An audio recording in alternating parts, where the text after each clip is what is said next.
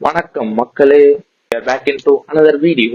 இந்த வீடியோல என்னென்ன பேச போறோம் அப்படின்னு பாத்தீங்கன்னா, உண்மையாலுமே நம்ம அரசாங்க ஆட்சி, மக்கள் ஆட்சி நடக்கிறதா, சர்வாதிகாரம் நடக்கிறதா? வந்தாரை வாழ வைக்கும் தமிழகம் சொல்றோம், ஆனா இருக்கிற தமிழர்களுக்கு வாழ்க்கையே இல்லை அப்படிங்கிறது ஒரு நிதர்சனமான உண்மை அப்படிங்கறத நீங்க புரிஞ்சுக்கணும். கொஞ்ச நாள்ல எஸ்ஐஆர எது கொண்டு வந்தாங்க அப்படிங்கறது, இந்த மாதிரி விஷயங்கள்லாம் இப்ப பேச போறோம். போன வீடியோல எஸ்ஐஆர் ஃபார்ம்ல என்னென்ன சிக்கல், அந்த அதிகாரிகள் பண்ண லூட்டிஸ் எல்லாம் நம்ம சொன்னோம். இந்த வீடியோல எஸ்ஐஆர் என்ன சிக்கல் அப்படிங்கறது நம்ம சொல்ல போறோம். எஸ்ஐஆர கொண்டு வந்ததுக்கான ரீசன், ஸ்பெஷல் இன்டென்சிவ் ரிவிஷன் அப்படிங்கறத கொண்டு வந்ததுக்கான ரீசன் பாத்தீங்கன்னா, கள்ள ஓட்டை ரிமூவ் பண்றதுக்கும், டெத் ஓட்ஸ் ரிமூவ் பண்றதுக்கும், ஓட்டர்ஸ்க்கான வேலிடிட்டி கொடுக்கறதுக்கும் மட்டும்தான் அப்படிங்கிற வெளியில ஒரு காரணத்தை சொன்னாலும், உண்மையான காரணம் என்னன்னா, தமிழ்நாட்டுக்குள்ள மத்திய அரசுனால வர முடியல. அவங்க என்னென்னவோ பண்ணி பார்த்தாங்க. சோ கடைசியில என்ன பண்ணிட்டாங்க அப்படின்னா, எதுவும் பண்ணாதீங்க, நான் என் ஆளே உள்ள விட்டு நானே ஜெயிச்சுக்கிறேன் அப்படிங்கிற ஒரு மனநிலைமைக்கு எடுத்த ஒரு முடிவு தான் எஸ்ஐஆர். எஸ்ஐஆரோட எலிஜிபிலிட்டி ஃபார்ம் நீங்க நிறைய ப்ரூஃப்ஸ் கொடுக்கணும். எப்படின்னா, 2002 ஓட்டு போட்டது, உங்க அப்பா தாத்தா அந்த கருமத்தெல்லாம் நீங்க கொடுக்கணும். கொடுத்தாலும் அவங்க உங்களை எடுத்துப்பாங்களா எடுத்துக்க மாட்டாங்களான்னு தெரியாது. எத்தனை பேர் நம்ம தமிழ்நாட்டுல இருந்து ஓட்டு உரிமை இல்லாதவர், நீ ஓட்டு போடுறக்கே உரிமை இல்லை, நீ இந்த நாட்டுல இருக்கே உரிமை இல்லை அப்படின்னு சொல்ல போறான்னு தெரியல. இப்படிலாம் இருக்கும் போது அந்த எஸ்ஐஆர் ஃபார்ம்ல இருக்கக்கூடிய எலிஜிபிலிட்டி ஃபார்ம்ல ஆதாரை எடுத்துக்க மாட்டேன் அப்படின்னு போட்டிருக்காங்க. ஏன்னா ஆதார் ஒரு ப்ரூஃப் ஆஃப் சிட்டிசன்ஷிப் இல்லை. ஆனா பீகார்ல நீங்க ஓட்டு போட்டிருந்தீங்க, ரிவிஷன் பண்ணதுக்கு அப்புறம் உங்களுக்கு வாக்கு உரிமை வந்திருந்தாலோ இல்ல நீங்க ஓட்டு போட்டிருந்தாலோ நீங்க இங்க போட்டுக்கலாம் தமிழ்நாட்டுல. பீகார்ல இருக்கவங்க பீகார்ல போடட்டும், தமிழ்நாட்டுல எதுக்கு போடணும்? தமிழ்நாட்டுல போட்டாதான் லட்சக்கணக்கான பேர் தமிழ்நாட்டுக்கு வருவாங்க. தமிழ்நாட்டுக்கு வந்தா இங்க ஆட்சிங்கிறது டோட்டலா மாறும். எந்த மாதிரி அப்படின்னா, சர்வாதிகாரத்தின் உச்சகட்டத்தை நாம் அனைவரும் கண்டறிவோம். ஏன் இப்படி சொல்றேன் அப்படின்னா, வந்தாரை வாழ வைக்கும் சொல்லி நம்ம எல்லாரையும் கூப்பிடுறோம்.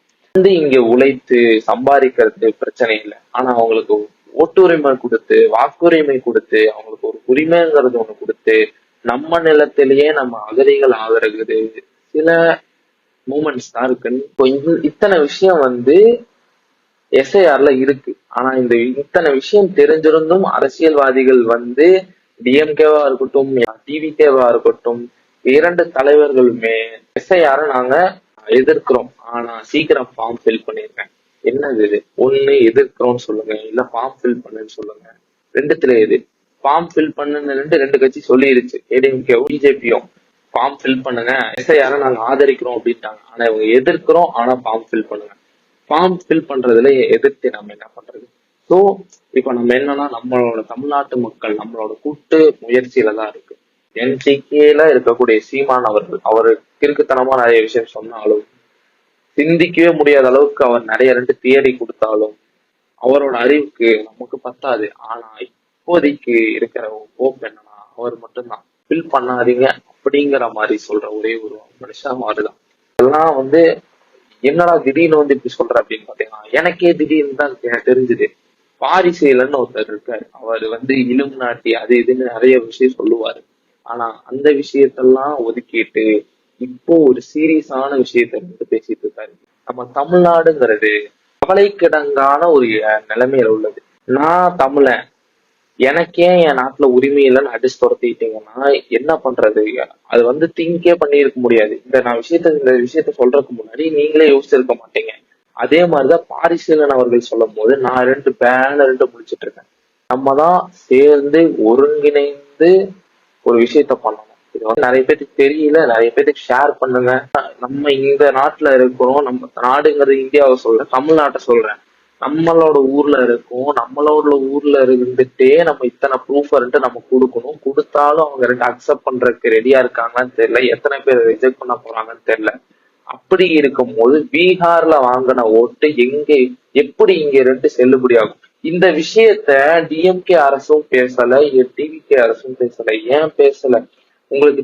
ஏன்னா இதெல்லாம் நீங்க தான் பேசணும். நீங்க பேசினாதான் நிறைய பேருக்கு தெரியும். இப்ப நான் பேசுறதுனால ஒரு 10 பேருக்கு தெரியுது அப்படின்னா, நீங்க பேசுறதுனால 1,00,000 பேர், 1 கோடி பேருக்கு தெரியும். இதெல்லாம் தெரிஞ்சிருந்தும் நீங்க அமைதியா இருக்கீங்க அப்படின்னா, நீங்களும் இதுக்கு சப்போர்ட் பண்றீங்களா?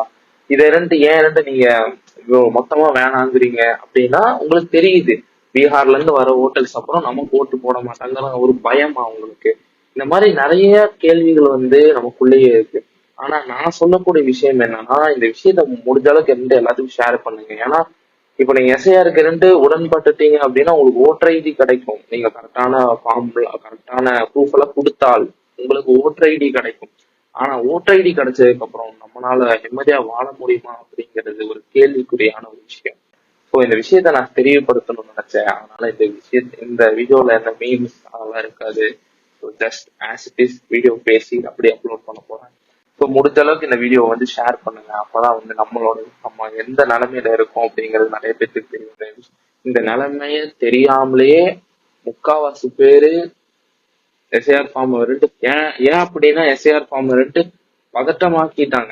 நீங்க ஃபில் பண்ணுங்க, இல்லைன்னா ஓட்டு கிடைக்காது அப்படின்னு சொல்ற நீங்க அதனால மக்கள் பதறி அடிச்சுட்டு எஸ்ஐஆர் ஃபார்ம் ஃபில் பண்ணணும்னு எல்லாம் பண்ணிட்டு இருக்காங்க. ஆனா அவங்க ஏன் ஃபில் பண்ணணும்? அந்த அந்த 13வது இடத்த அந்த எஸ்ஐஆரோட எலிஜிபிலிட்டி ஃபார்ம்ல அந்த 13வது இடத்துல பீகார்ல இருக்கக்கூடியவங்க இங்க ஓட்டு போடலாம் அப்படின்னு சொன்னது எதுக்காக சொன்னாங்க? யாருமே அதை பத்தி கொஸ்டின் பண்ணல. அதை மக்களுக்கு தெரியப்படுத்தல என்ன நடக்குது. ஏன்னா மக்களுக்கு அந்த எலிஜிபிலிட்டி ஃபார்மே என்னன்னு தெரியாது. ஏன்னா அவங்களுக்கு எஸ்ஐஆர் ஃபார்ம் ஃபில் பண்ண ஓட்டர் ஐடி வேணும். நாட்டுல இருந்து தூக்கிட்டாங்கன்னா என்ன பண்ண பிரதர், நீங்க ஓட்டர் ஐடி வாங்கினாலும் நம்ம நாட்டுல இருந்து கொஞ்சம் ஒதுக்கி வச்சிருவாங்க நம்மள. அதுக்கப்புறம் ஜாதி மதம்னு நம்ம அடிச்சுட்டு இருந்தாலும் அவனுங்க ஹிந்தில இருந்து ஒரு அடி பட்டார்னு வச்சிருவானுங்க. புரிஞ்சுக்கங்கடா. எல்லாருக்கும் ஷேர் பண்ணுங்க. அடுத்த வீடியோவில் சந்திக்கிறேன். பாய்.